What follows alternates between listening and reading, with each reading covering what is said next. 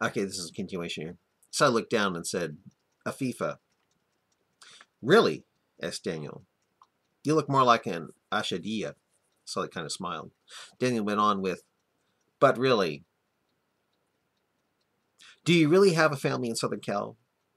Sorry, but due to your taqiya, well, your line for Allah, which Allah allows, I feel like I'm wasting my time asking you any question now. You now have a lot of work to do before I ever believe a single word from you ever again. It's not your fault. It's just that it's that evil Islam. It's that evil religion you're enslaved in that allows, no, excuse me, makes you a hypocrite. Thanks to Quran 328, 6106, and most saying war is deceit. Sally asked, if you thought I was going to kill you, why did you let me try to sleep in your truck? Daniel thought, then said, Daniel thought,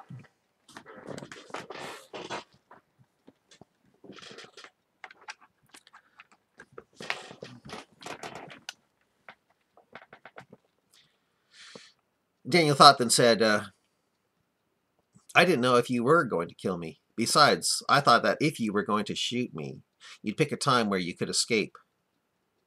I was actually shocked that you'd try to kill me now when a cop could come by and see that you'd have shot me in the back like you tried.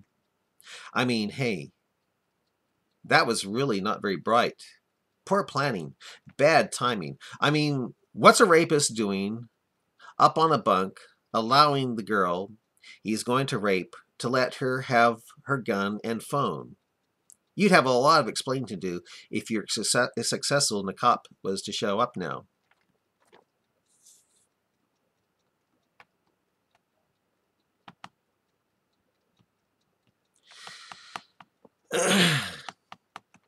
Sally continued to look down with tears in her eyes. She didn't say anything, but I'm not supposed to have much time to wait after shooting you. Daniel looks looked a little leery and asked, what do you mean?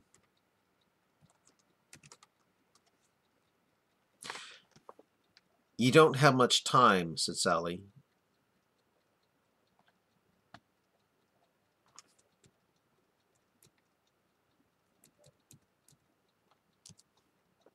Touching the truck's stick shift, she then shifted her head up. She then lifted her head up slowly, looked at Daniel with hurt in her eyes, and said, "They're coming."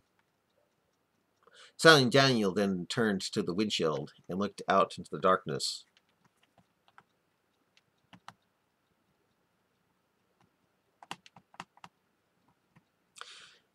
This next story I'm about to read is called Leap of Faith.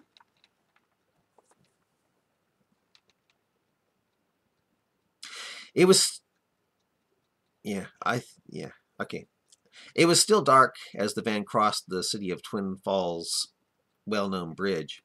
Minutes after the crossing, Yesua Yasir started taking the van over a snowy dirt road that was very bumpy. One of the Muslims asked, "What if we attract attention, brother? What then?" Yesua Yasir looked at the dirt road, tried to avoid rocks and potholes, and said, "There are many brothers now working in Twin Falls Police Department. I hear one of them is a very authoritative sheriff. He's like a very authoritative sheriff. Very short. I hear one of them is a very authoritative sheriff. He's like a sheriff. Sheriff. Get it? Sheriff. Some of his fellows laughed. Seriously, though, he is a sheriff, said Yasir. Muhammad Ziyad Hura Jabir, the young-looking Muslim, asked, which means that if a kafir cop questions us, he should be able to come to our rescue. Minutes later, all the Muslims in the van were dragging Atif's lifeless body out of the van and carrying him to the edge of the canyon on the east side of the bridge. The eastern horizon was starting to light up a little as sunrise approached. "We better hurry, brothers," said Wali al-Din. "We are running out of darkness."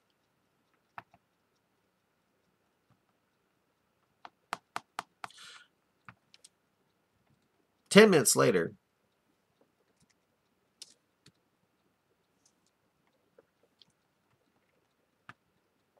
they were standing on the rim. After swinging Atif's body back and forth 4 times to give them the momentum to toss him deep into the canyon, they let go and hurled his body off the edge. But there was no splash in the darkness. Instead, there was a thud. They all looked over the edge and saw Atif's body on the edge of a ledge that was some feet lower, lying in the snow. "Now what?" asked Mahbub. Good enough, said Yesua Yasir, who had killed Atif. When they started walking back to the van, they saw car lights coming. The group of Muslims felt fear as they hoped it wasn't a cop car. Suddenly, a huge spotlight lit up the van, proving it was a cop car. The cop car stopped about 20 feet from the van, and the cop inside started typing its license plate down into the computer. Yeshua Yasir felt sick. They all felt sick. "What are we going to do?" asked a very young-looking Ziad with a feeling of panic setting in. "That van is stolen." Yeshua Yasir thought and said, "We'll act like we don't know English. That we are new to America to escape the hell that Egypt became when Kufr were afraid to be tourists in it from the fear from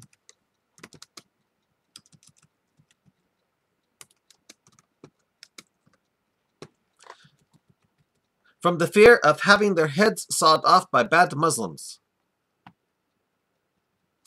This will force the cop to call one of our brothers in the Twin Falls Police Department to translate for us.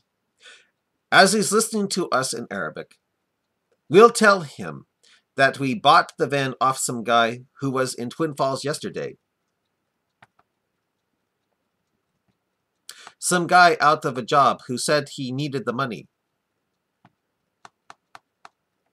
And we bought it off of him for a cheap 50,000 to help him out. That we then decided to pray at this canyon while the sun came up. So that's why we are here. And if he asks to see our identification, then what?" asked another to Yasir. "We will tell our brother to translate in English for the cop to tell the cop that we're on a pilgrimage from Seattle to see the new mosque of Twin Falls," said Yeshua Yasir with confidence. "We'll tell him that he came all the way from Omaha to see it with us." And with that, they all walked nervously back to the van. They waved at the cop, who was still in his car with the spotlight on the van. The cop got out of the car and said, "Hello there. Mind if I ask you what you're doing out here? Yeah, mind if I ask you what you're doing out here?" The whole group of Muslims shrugged and acted like they didn't know English. "Very well," said the cop. "If you really can't speak English, I can get you some terrorists, I mean Muslim cops, who will do the translation for you." And he went to his car to call for those who could do the translating. As they waited, back at the rig, Daniel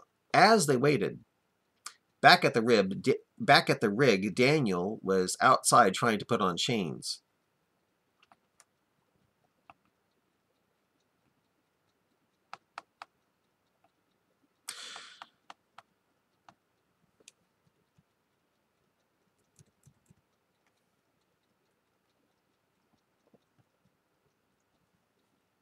The snow was preventing him from moving.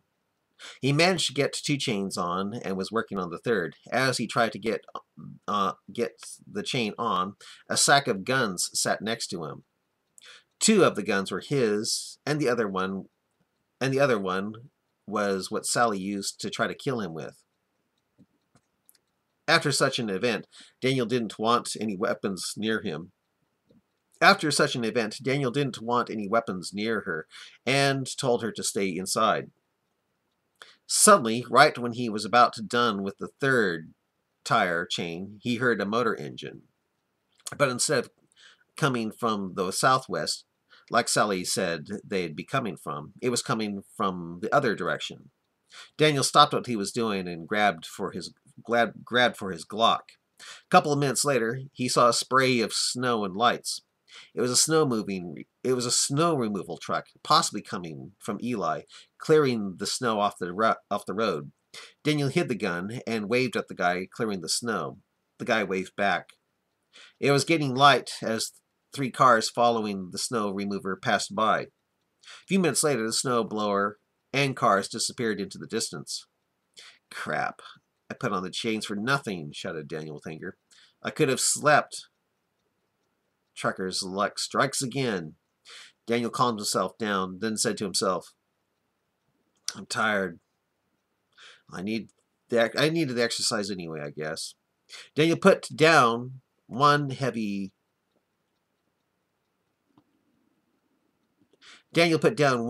rusted chain in front of the tire he was going to chain up.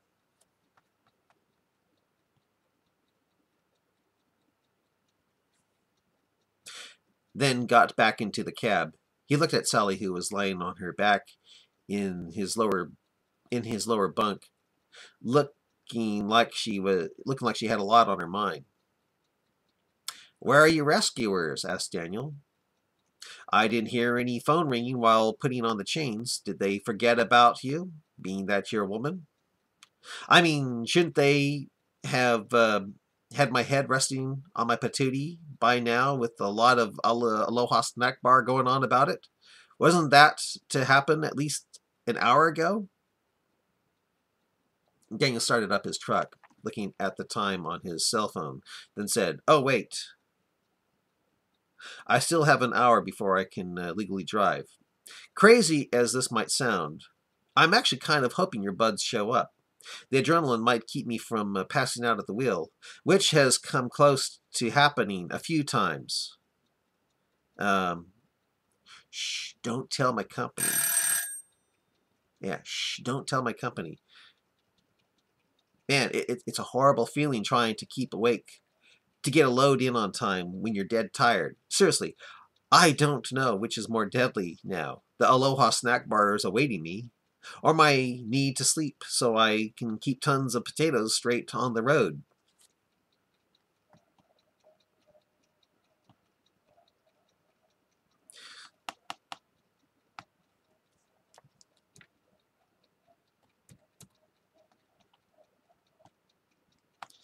Daniel turned off the engine and said, I'm not moving this rig until I'm legally able to do so. I'll wait for them to come get me. No doubt I'll be doing the shooting by myself because you don't want to end up in a hill that Muhammad said more women go to. Yeah. Daniel turned off the engine and said, I'm not moving this rig until I'm legally able to do so. I'll wait for them to come and get me. No doubt I'll be doing the shooting by myself because you don't want to end up in hell that Muhammad said more women go into because they cuss and show ungratefulness toward their husbands. And because women, have half a brain as compared to that of a man, right? And it's that latter reasoning of Mo as to why you really won't lift a finger to help me, right? You really do think you have half a brain compared to that of a man, don't you? Well, you better say yes, girl, or you'll prove Mo to be just another charismatic sex-crazed bandit cult leader who had a way of using a guy's penis to murder for him.